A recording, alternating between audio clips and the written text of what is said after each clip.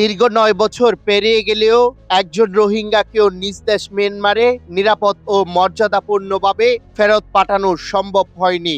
এরই মধ্যে পরিস্থিতি আরো জটিল হয়ে উঠেছে। রাখাইন রাজ্যের অধিকাংশ অঞ্চল জান্তা সরকারের নিয়ন্ত্রণের বাইরে চলে গেছে। ফলে রোহিঙ্গা প্রত্যাবাসনের ভবিষ্যৎ নিয়ে তৈরি হয়েছে নতুন অনিশ্চয়তা।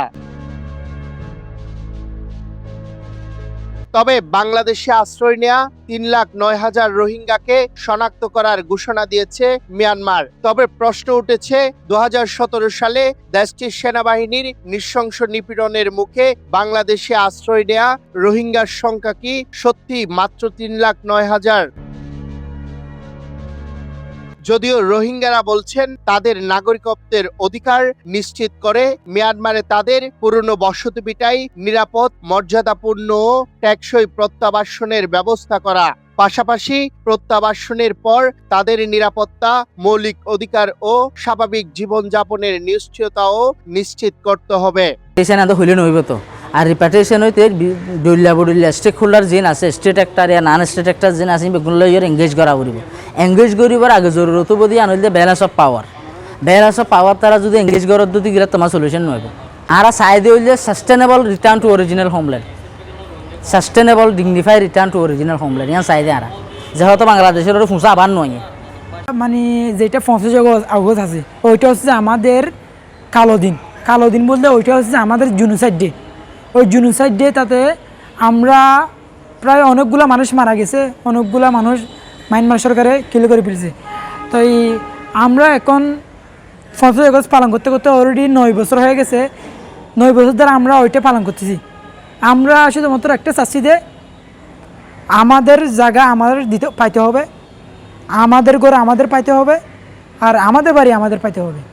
মানে আমরা শুধুমাত্র ওইটাই চাচ্ছি যে বিরেকগুলিতে পালন করিতে এদিন ইবার মাঝে আর মা বোন বহুত রোহিঙ্গা কোমরে তারা মারি ফেললে ঘরবাড়ি জড়া দিয়ে ফেললে লাখ লাখ মানুষ রোহিঙ্গা জাতিরে মর্মান্ত বাংলাদেশের মাঝে পৌঁছাই দিয়ে এদিন ইবার আর ওই মানুষজনের মনত করি যে মানুষহীন নিজের হক আল্লাহ বলি লড়াই করিয়ে জীবন দিয়ে এদিন তাহলে দিন ইবার মাঝে আর দুনিয়ার হাসা কাম বিচার চাই দিয়া নইলে যারা আর জুলুম গুজি তারা বিচার করে জাস্টিস অফান আবার নিজের দেশের মাঝে ওয়াফেজ যাইকে পারিবেন রিপার্টিশন অফান। কিন্তু দুঃখর হাত হইলে এখনও বিশ্বই এত বছর হয়ে রিপার্টিশন গড়িয়ে মানুষ বর্মা মাঝে ফাটা দিন না পারে। মিয়ানমারের সহযোগিতা, অনাগ্রহ এবং বিশ্বাসযোগ্য ও কার্যকর প্রতিশ্রুতির অভাবে দীর্ঘদিনেও রোহিঙ্গা প্রত্যাবাসন প্রক্রিয়ায় দৃশ্যমান অগ্রগতি হয়নি, এমনটাই বলছেন এই শরণার্থী বিশেষজ্ঞ। ২০১৭ সালের পর থেকে সরকার নানানভাবে উদ্যোগ নিয়েছে। ২টা উদ্যোগ বড়ভাবে নিয়েছিল, কিন্তু একজন রোহিঙ্গাকেও ফেরত পাঠাতে পারেনি। তার কারণ ছিল, আমরা এটাকে বলার চেষ্টা করেছি এইভাবে, যে মিয়ানমারের জায়গা থেকে এক ধরনের অসহযোগিতা এবং মিয়ানমারের জায়গা থেকে এক ধরনের সদিচ্ছার অভাব, আন্তরিকতার অভাবের কারণে মিয়ানমারে কোনো রোহিঙ্গা ফেরত যায়নি। কারণ রোহিঙ্গারা যে ফেরত যাবে সেটা কিসের ভিত্তিতে যাবে, কার আশ্বাসে যাবে, কার উপর আস্থা রেখে রোহিঙ্গারা মিয়ানমারে ফেরত যাবে। কিন্তু এই ধরনের কোনো বিশ্বাসযোগ্য আস্থা রাখা যায় এরকম কোনো প্রতিশ্রুতি কোনো লেভেল থেকে দেওয়া হয়নি। রোহিঙ্গা প্রত্যাবাসন নিশ্চিত করতে সরকারের আন্তরিক ও কূটনৈতিক প্রচেষ্টা অব্যাহত রয়েছে। তবে এই প্রত্যাবাসন প্রক্রিয়ায় বাস্তব অগ্রগতি অনেকটাই নির্ভর করছে মিয়ানমারের অভ্যন্তরীণ রাজনৈতিক পরিস্থিতি, আইন শৃঙ্খলা ও নিরাপত্তা পরিবেশের উপর। তো আশা করছি প্রত্যাবাসনই একমাত্র সমাধান রোহিঙ্গা ক্রাইসিসের, এবং সেটি হবে। তবে সেটি যেহেতু পুরোপুরি বাংলাদেশের হাতে নয়, সেটি নির্ভর করছে মিয়ানমারের